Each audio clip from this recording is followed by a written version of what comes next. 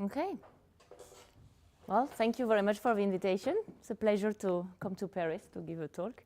And I like the interdisciplinary spirit of this conference. So, yeah. As it was mentioned, it's meant to be interactive. So please interrupt me during the talk if there is anything unclear.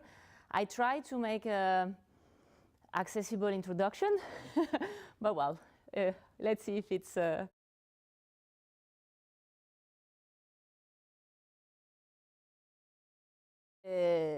the focus of this talk will be to know how the brain adapts to the availability of energy. And I will give several examples and focusing later on the work in my lab in using the mouse visual cortex as a model to test these hypotheses. So first of all, we, in the human brain, represent less than 2% of our body mass. And despite that, it consumes more than 20% of the energy available. And you have here a more detailed breakdown of the mass of the brain comprising about 2%, but using 20% of the energy. And most of this energy is used, a big part of this energy is used by the gray matter, so the cortex. Why? Because neurons communicate with electrical signals, and a lot of energy is used to restore the ion gradients that are disrupted due to synaptic transmission. So you have here an estimation. It's not to take these percentages as really precise, but it gives a rough idea of the energy budget for electrical signaling in the gray matter. So again, the cortex, right?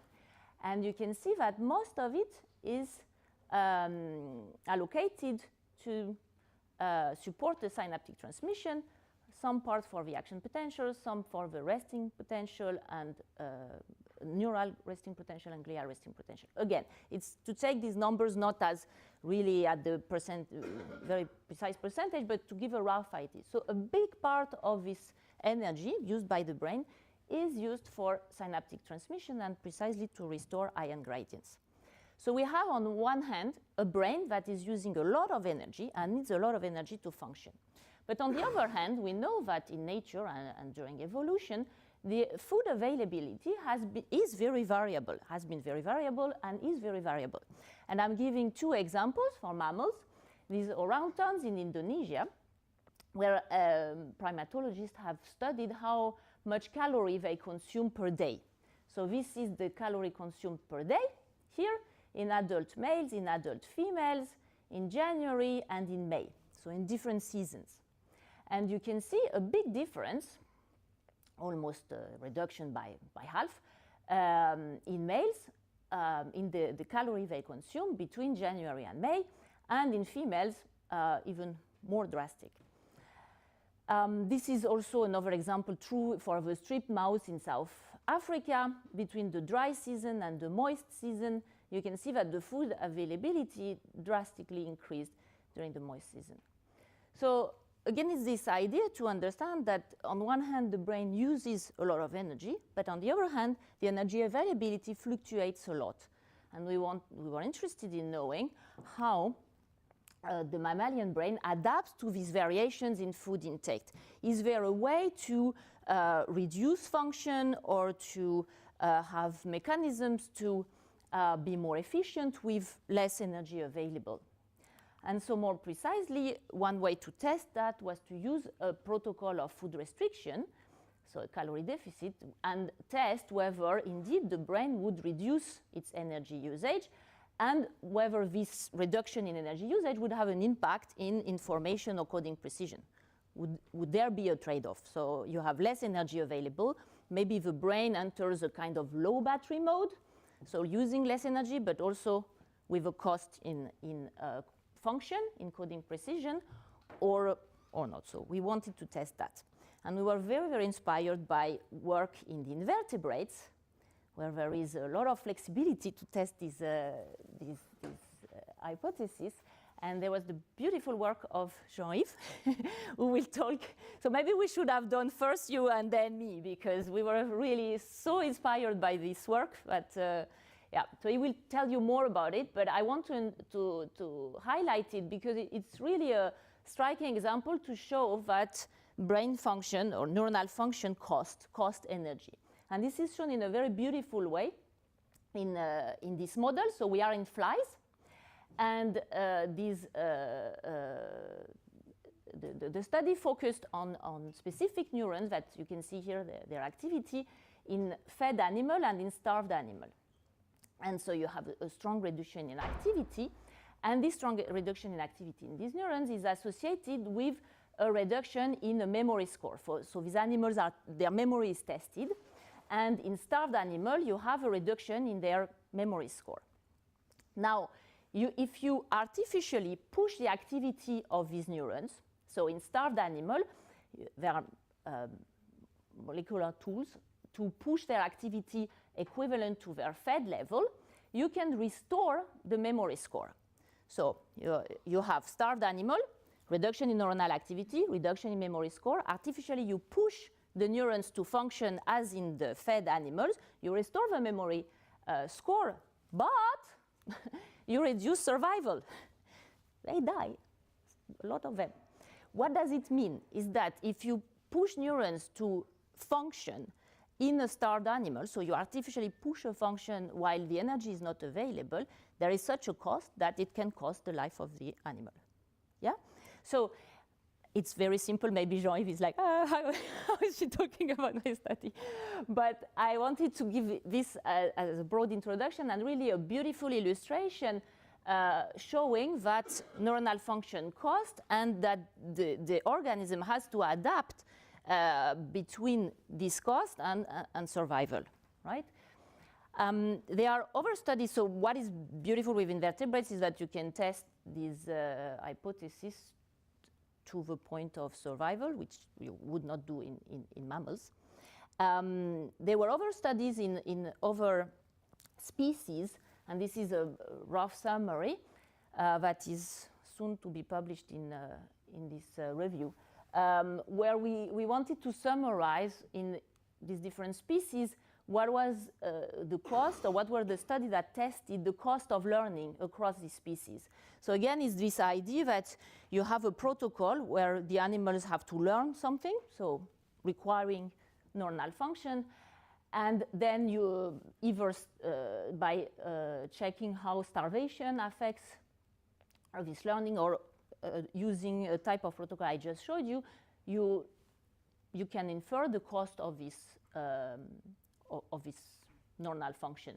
So I just showed you here with the flies that, well, no, this is another story, sorry, but well, it was also shown that indeed the learning paradigm would affect survival in food and water-deprived animals. Other studies show that there would be an impact in fecundity, so that the animals that were selected as the best learners have a decreased fecundity. Also some studies in honeybee, in butterfly, also in the fecundity, and this predatory mite, which was a delay in the age of maturation.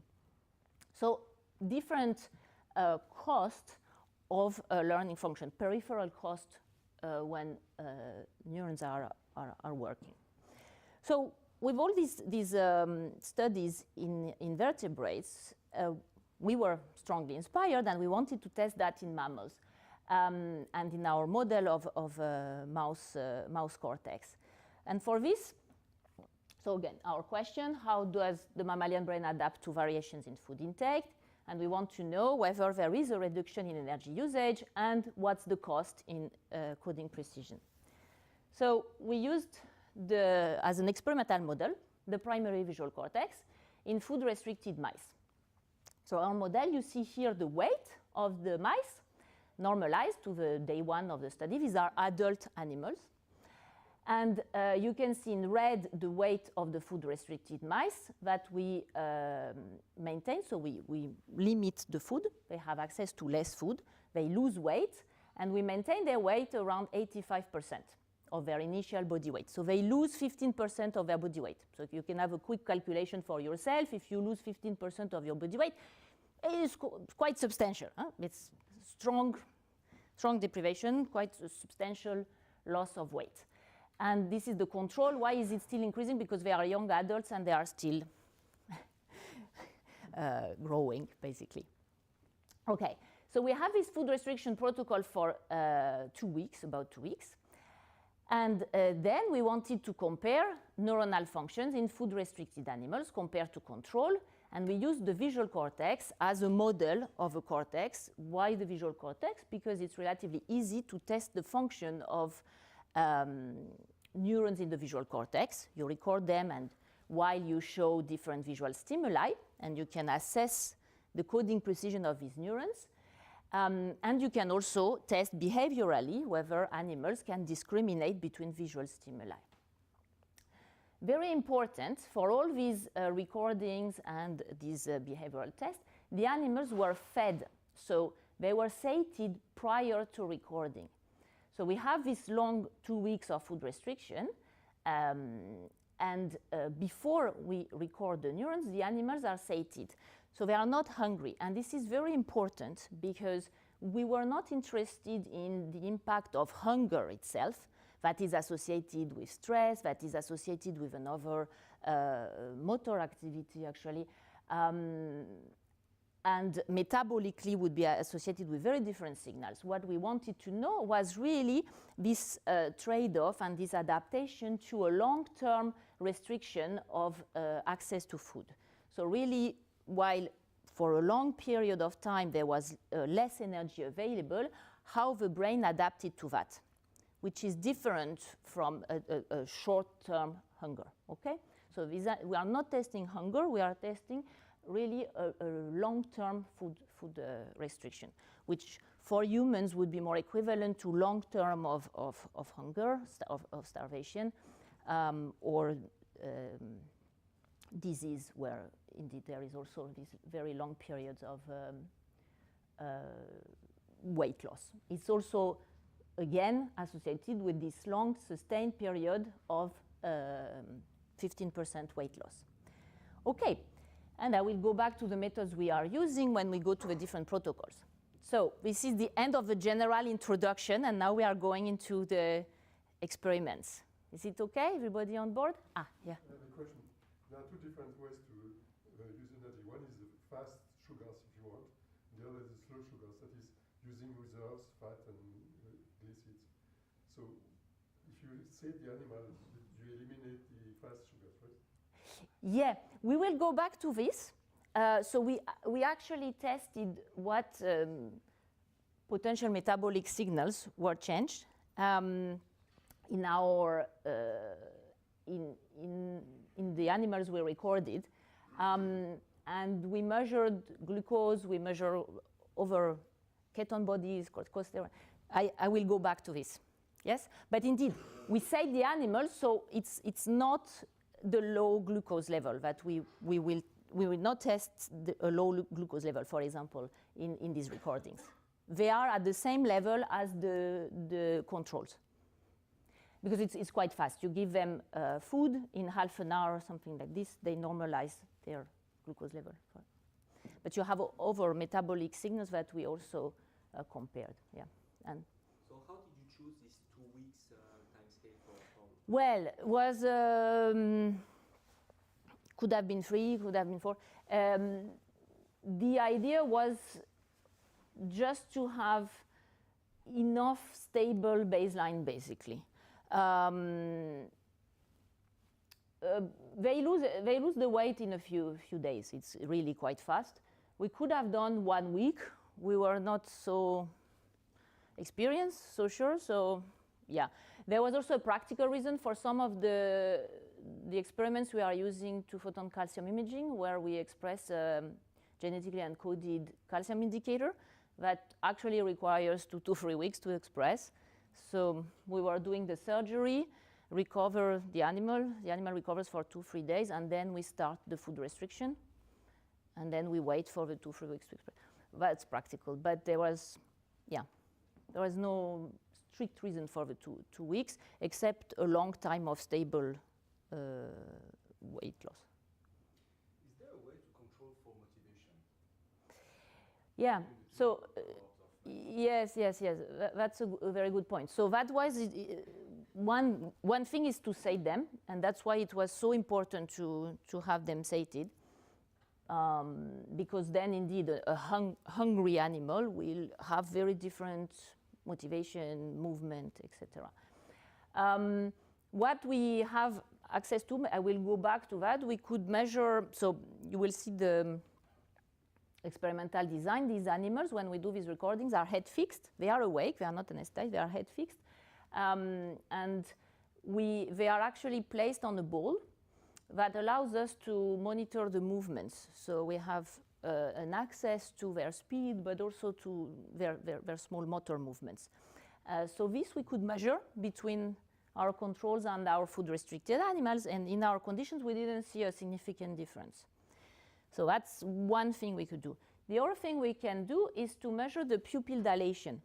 So pupil dilation is a proxy that is used also in psychophysics for humans, and it's a proxy for attention, awakeness, arousal.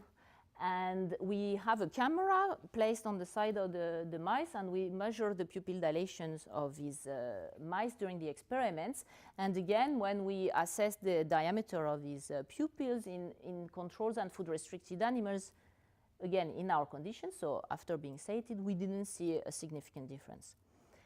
That said, there may be other differences between these groups.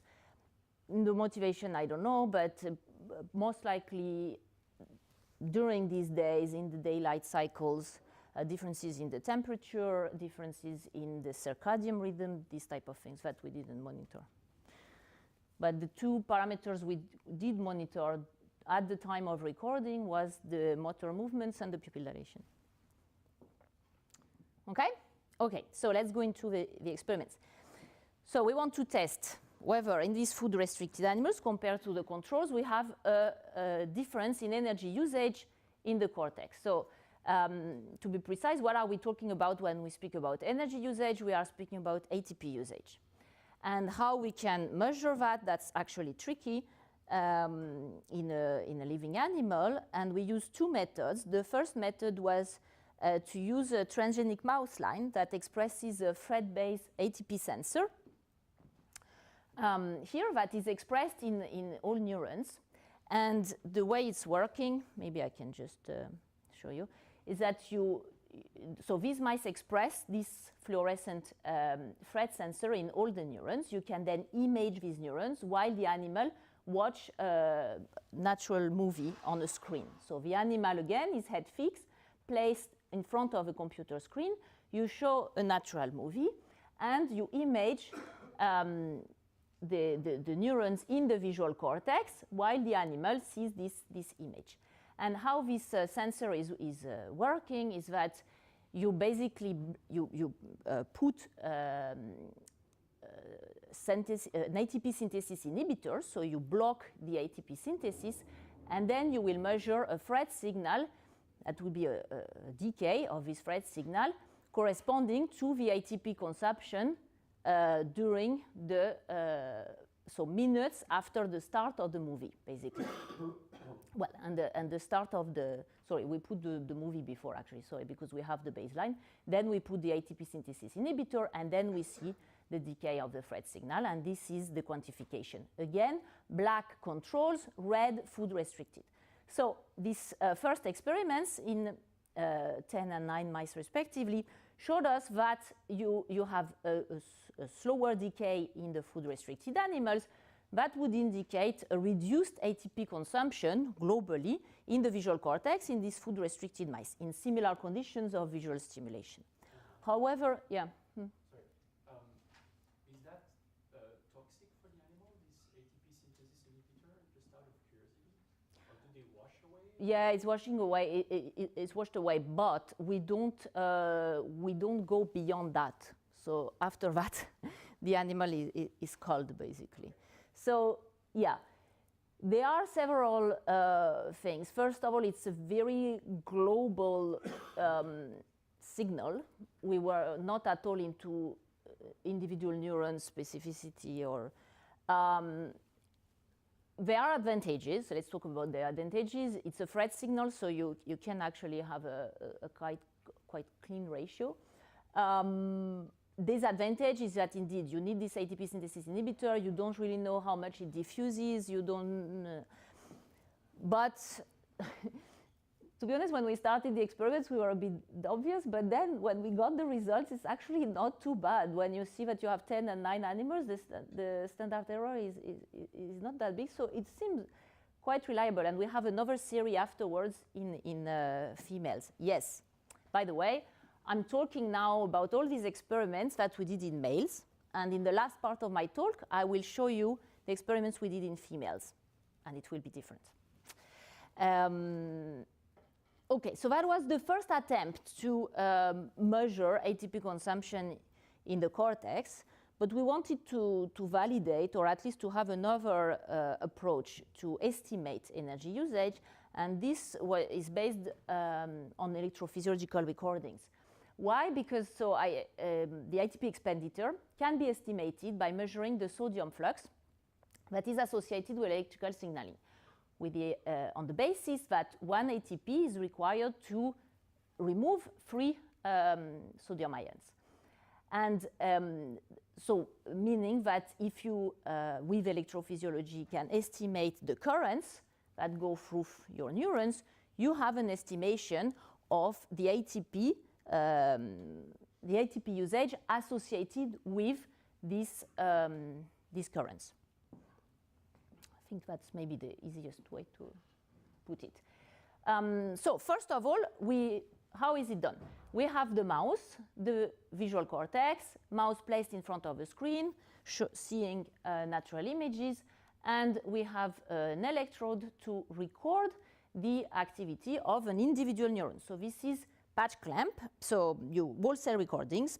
You have a pipette that is attached to one neuron, and we are focusing on the activity of one neuron in the visual cortex during visual stimulation. First study, we were interested in just checking the spikes. So here you have a trace of these recordings with subthreshold activity, and here the spikes. And we count the spikes in control animals and in food-restricted animals. Here you have the spike rates. No difference between the groups, indicating that the ATP usage associated with this spike rate would not be different across groups. However, when we went into the currents, that was a surprise, because, okay, with the spikes, we were like, okay, maybe there is no difference. But when we then checked in voltage clamp the currents underlying this spiking activity, we had the surprise to see that we had a significant decrease in the excitatory currents in these food-restricted mice, indicating that you would have associated decrease in ATP consumption linked to these excitatory currents. And this was a decrease about 30%, so it's quite substantial. Interestingly, we saw a proportional decrease in the inhibitory currents, which then led to stable excitatory inhibitory current ratio. So the excitation inhibition ratio is maintained, but why? Because you have both a decrease of excitatory current and a decrease in inhibitory currents.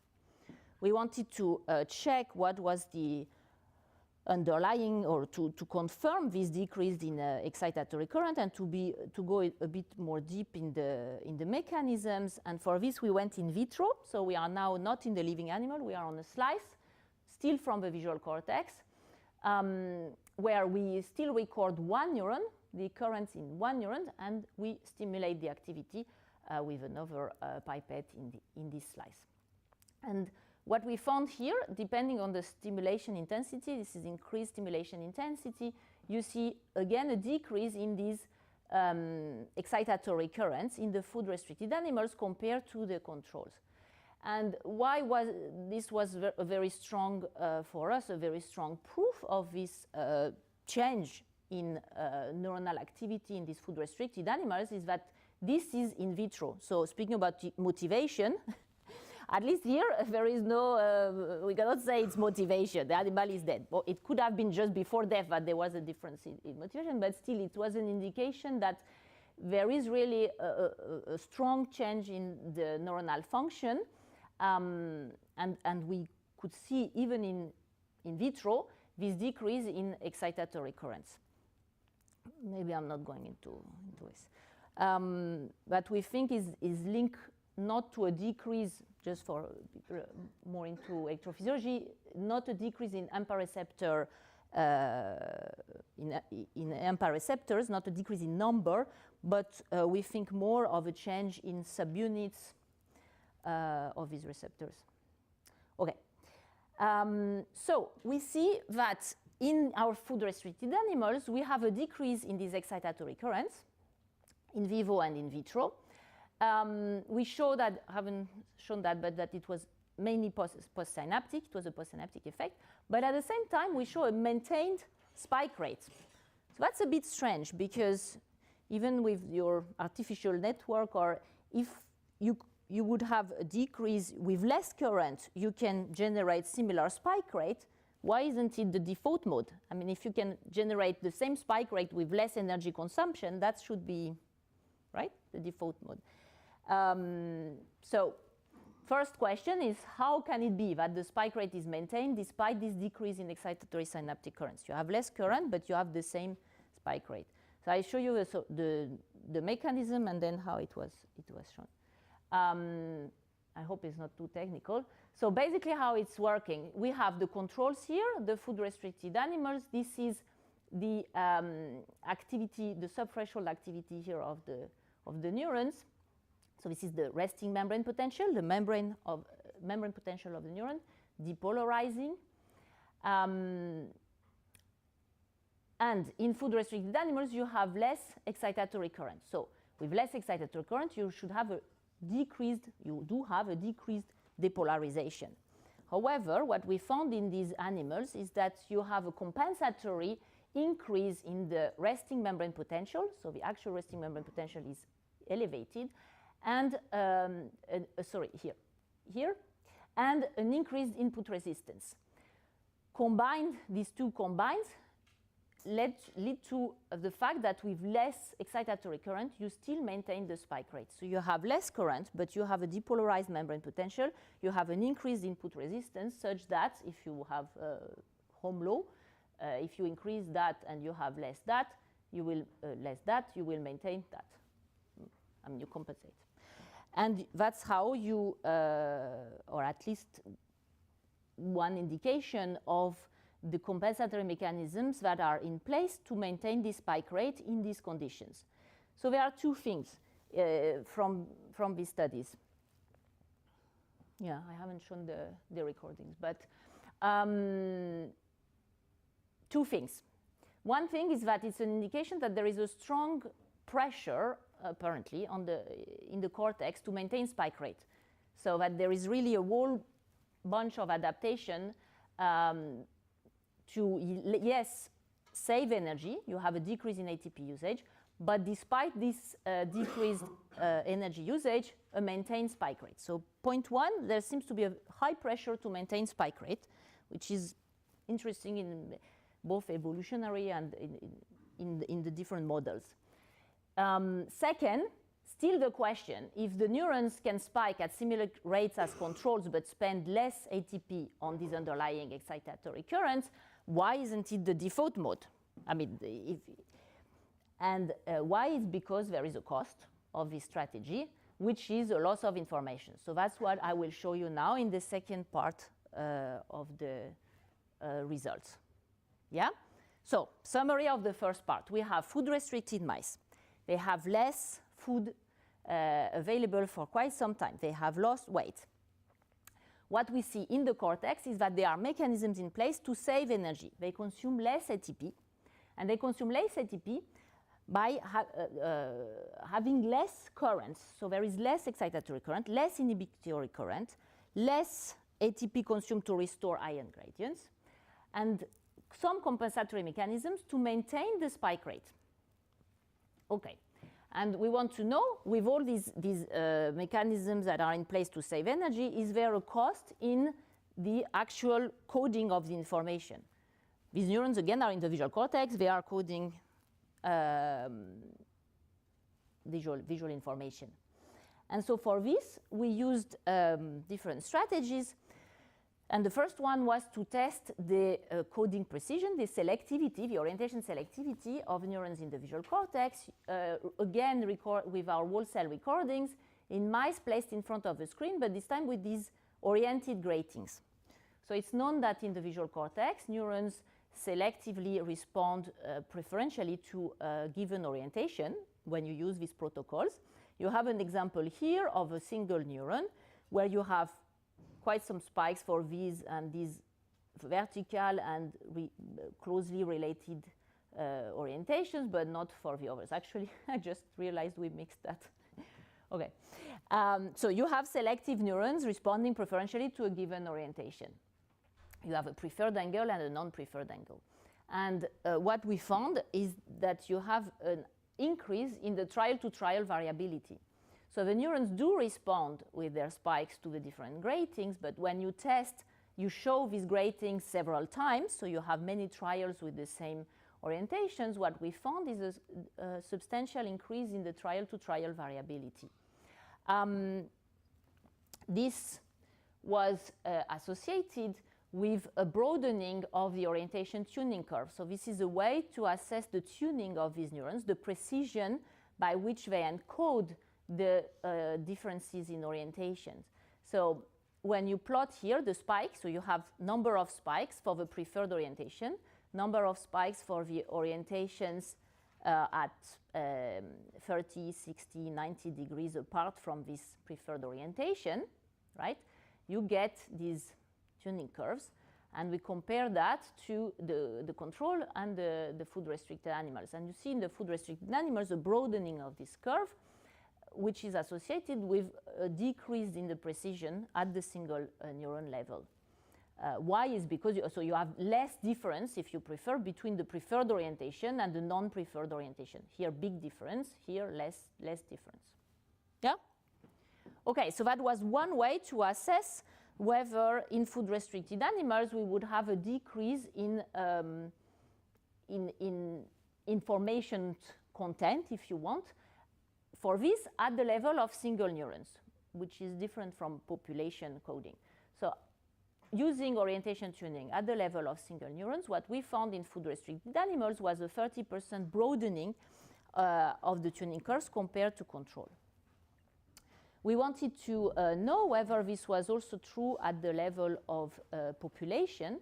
And for this, we turned to another method, which is two-photon calcium imaging, which allows to measure, to infer the activity of population of neurons using fluorescent indicators, calcium indicators. So in this method, you have, oops.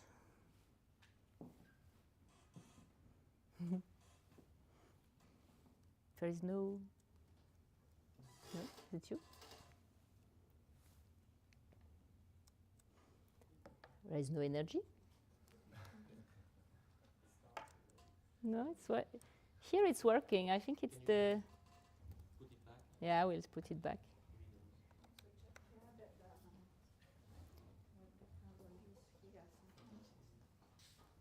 No, there was no. Here it's fine.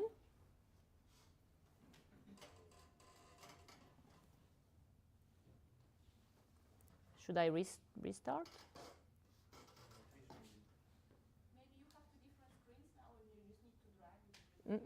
No. Yeah? Okay, fast recall.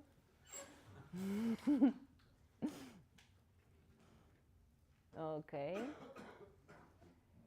So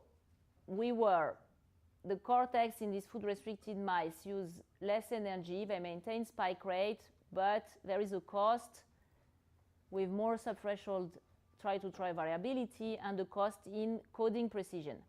And we are now at the population level to know if there is indeed a decrease of coding precision at the level of the population of neurons in the visual cortex.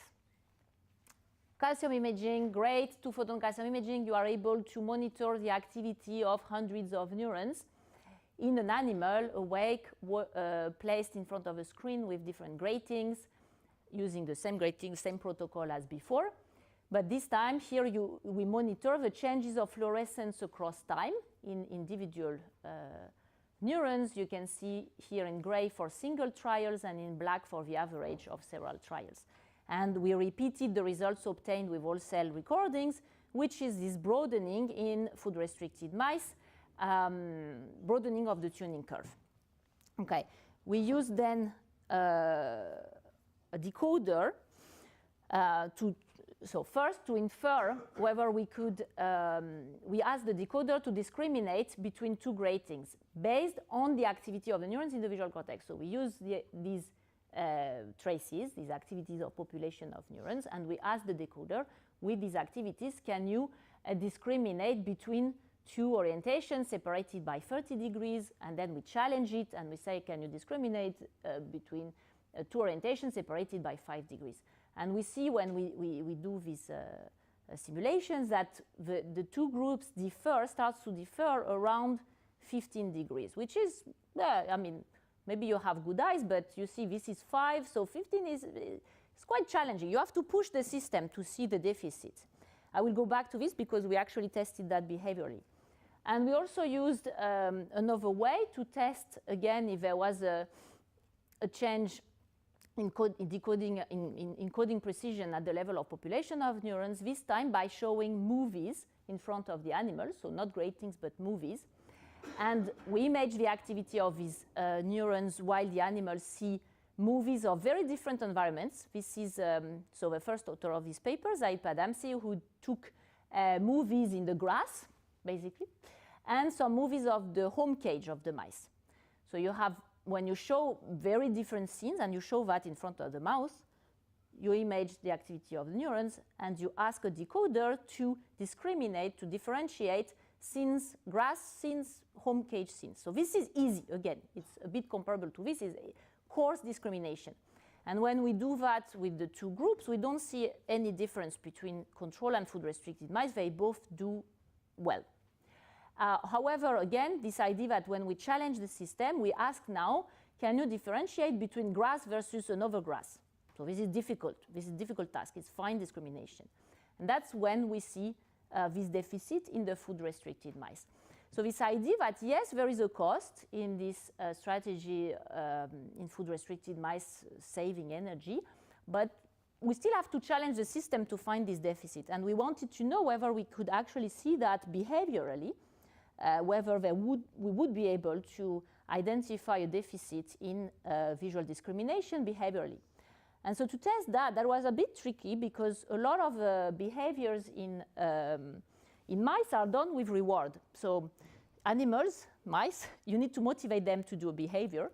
And so a lot of behavioral tests are done based on food or water restriction, and then during the behavioral test, you reward the mouse with sweet juice or with food or with something. Here, because we are all interested in the effect of food restriction, we didn't want to have a behavior based on food or water reward. So we used then a behavior based on the aversion for water. So it's based on the water maze task. And you can see here a water maze with this shape. You will see how it's working with the hand of Danae Katsanevaki, who did these experiments. You will see her hand placing the mouse here. And the mouse has to find this platform, so escape the water. Here, happy, I escaped the cold water. I mean, not so cold, but I escaped the water that I don't like. Right? So motivation is to escape the water that I don't like. Way to escape the water I don't like is to reach this platform. And they cannot see the platform. The water is opaque. And anyway, from the point of view of the mouse, they cannot see the platform. But they are trained to know that the platform is placed in front of a target grating. So there are two screens. And they know that platform will always be in front of the vertical grating. Yeah? They are trained by having a target grating versus a gray screen, so easy. So they are trained, and we change. Of course, you randomize the location of target versus non-target. So you first train the mice with vertical versus gray. They understand that platform is in front of vertical.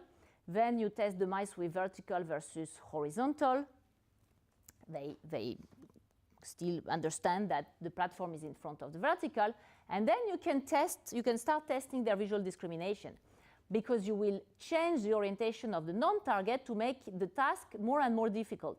So here they can still discriminate, okay, vertical, easy.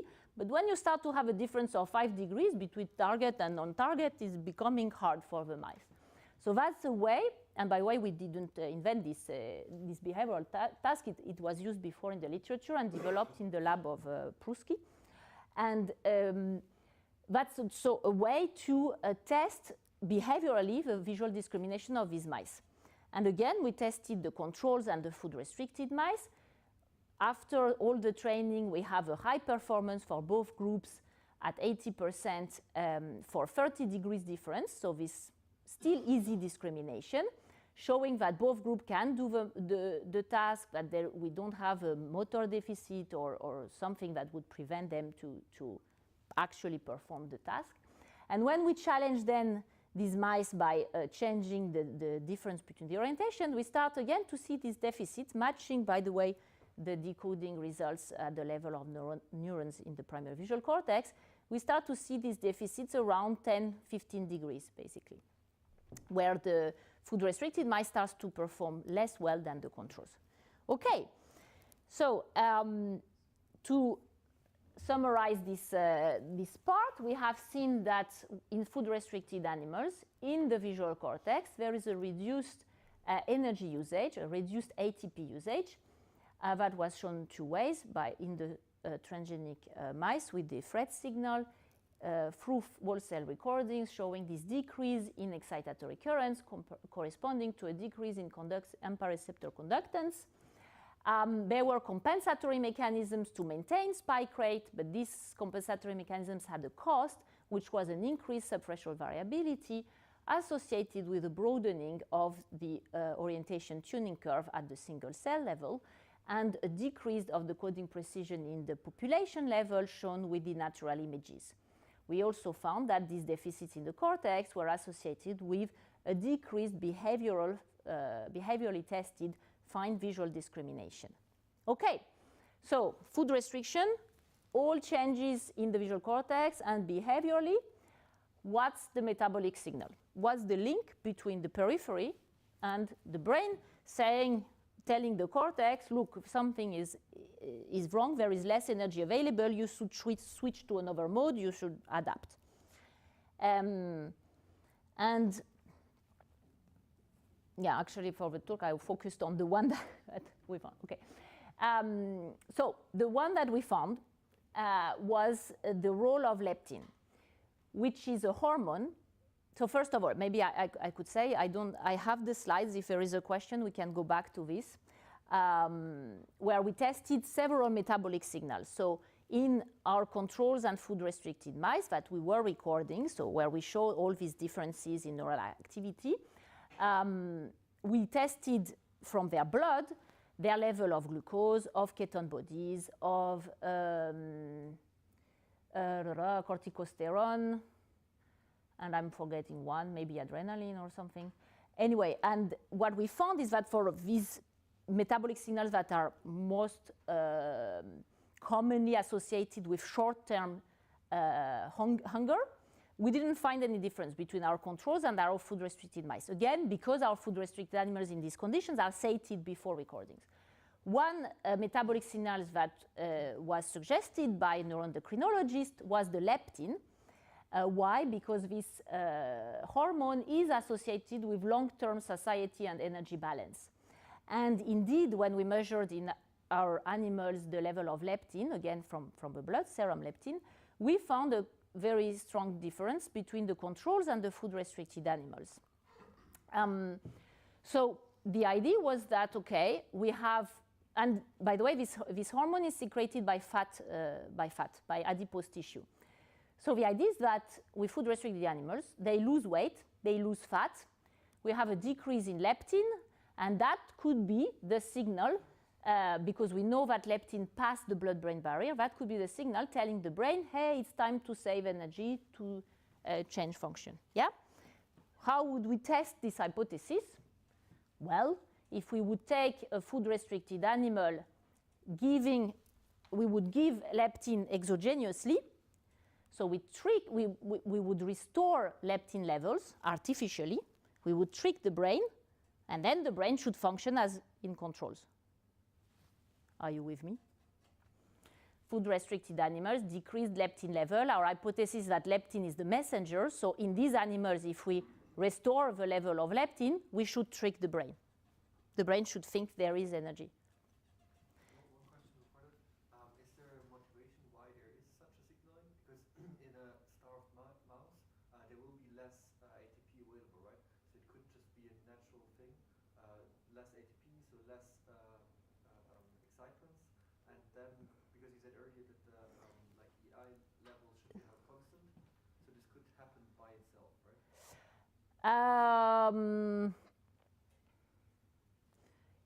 Yeah.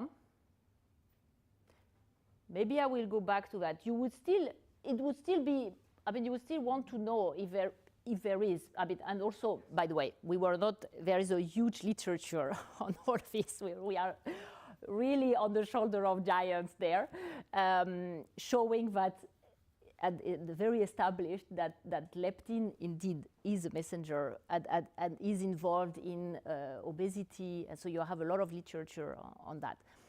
So maybe I will go back to that. Whether we could do without a messenger, basically, that's the question. Yeah. So let's just finish with this. So the idea, we give the leptin and we would trick the brain. Yes? Well, I would not say if it was not working. So yes, it was working. First, we had to calibrate. We had to have experimental groups controlled with just saline, food-restricted animals with saline solution, and then these food-restricted animals with exogenous leptin. So we give the leptin to the animal, and we titrated to have no significant difference between these food-restricted plus leptin animals' leptin levels compared to controls. And when we did that and tested these animals, what we found is that both the orientation tuning was restored. So here is the control plus saline, food-restricted plus saline. You remember this broadening of the tuning curve associated with a decreased coding precision. Here in the food-restricted mice, okay, same as these food-restricted mice, but here food-restricted plus leptin, we trick the brain. We have a sharpening of the tuning curve similar to the controls. And we find the same when we test at the population level with the natural images, asking a decoder to differentiate between scenes from very similar environments. We saw the decrease in decoding precision in these food-restricted mice and a restoration of the coding precision similar to the control levels in the food-restricted plus leptin. Okay, so what we found is that if we artificially increase the level of leptin, we can trick the brain, and the brain would function, at least with our measures, at the same coding precisions as in the control. Yeah. Just a methodology question. You have a large variability in the concentration. Yes. Before injection. So Here you mean. Could you also see this difference without injecting leptin by just looking at the efficiency of coding as a function of leptin? Yeah, we did this plot. So it would be a leptin coding precision basic. Oh, yeah, it's very noisy. So we kind of have a trend, but that is not significant. Could be, I don't know. We would need many, many more animals. I think the postdoc kind of tried to make a power calculation. It's very noisy. It's not a one-to-one. So it would not be as simple as this law of AISSAI you see. No. So no. The answer is no. Could be with many, many animals, there would be a trend. I don't know. But at least for in our sample of 10, 15 animals, we don't see a significant correlation. By doing that, you actually look at different populations. Yeah. And at the large variety of yes. leptin, and so to test the ability that leptin is the significant parameter, then you would be tempted to group the animals by the level of leptin rather than by... Well, one thing we have is that we follow the same animal. So we have here before and after leptin, if you want. So these lines indicate that it's the same animal. So at least within the same organism, the individual animal, we do match we do see this difference. Yeah? That's why at the population level, it's more. It's a continuation of this question, but is it, are you following the same neurons? Yeah, that's a good point. So with two-photon calcium imaging, you could. In good conditions. The thing is that due to different factors, so we do have substantially, we have 100 neurons before and after, if you want. The ones that we can confidently track, that would be really in the same plane of focus, that we don't see difference in baseline, it's actually a very small number. So when we pull them, yes, we do find the same broadening, but we couldn't do a more fine analysis that we were hoping on individual neurons to exactly know. And the ones that we actually did, it's beauty of network computations. It's not simple that all of them will have a broadening of the tuning curve, which, by the way, in the lab we had other experiments checking before and after a training with a reward or something like this. When you see, and it's true for all our results, you see a trend, or not a trend, a significant change at the population level, broadening, for example, it doesn't mean that each single individual neuron will have a proportional broadening of the tuning curve, for example. It's not like that. Some will indeed have a broadening, some will sharpen, some will not respond, some will start to respond, and the net effect is what we assess. Yeah. So just a simple question. So you say that with leptin, the accuracy of decoding was basically restored, but you see that, so you kept the animals constant at 85% of body weight, right? Yeah. Does it mean that you fed these animals that were taking leptin more in order to preserve the weight? Yeah, because that's a where good do you point. take the energy from? Okay, so very good question. Sharp eyes here. Actually, after a week, when you give leptin, so the organism should think there is enough food, so should eat less, right? And so should lose weight.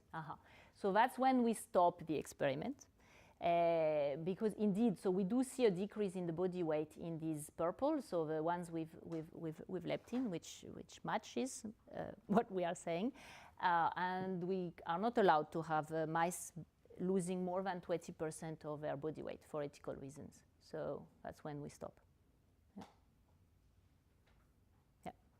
Have you tried giving leptin to the normal mice and see if they get smarter? Do they get smarter? Yes. That's also a very good question. So it's not as simple. And this was shown in many studies studying obesity. So actually, when you have too much leptin, there are actually, if you want, compensatory mechanisms or resistance to leptin. So more leptin in the blood will not be associated with more function of leptin. So there are several mechanisms so it's, for example, reduction of leptin receptors, downregulation. So no, but we haven't done the experiment, okay? We haven't done the experiment. We don't expect that, actually we expect the opposite, that we will also see a deficit when you have increased leptin, not based on our study, but there is actually a very nice study from Dana Small's lab that is published now, studying, it's really interesting, studying visual discrimination in a very similar way as we do, but in humans, and comparing their performance in this visual discrimination with grating, so it's really similar, and correlating this performance with their BMI. And basically comparing controls with obese population. And what she sees is a decrease, actually, in visual discrimination in these individuals that would have a higher BMI, that would have higher leptins. But the first author of the paper is actually what will start his lab, and that's what he wants to study more, the cellular signaling, but also the impact of obesity on these mechanisms. Okay, so we are here with the impact of food restriction in male mice, where we showed that there was a decrease in body weight, decrease of fat mass associated with a decrease in this hormone, leptin level, and all these changes, both in the cortex, visual cortex, and behaviorally. So you can see the results of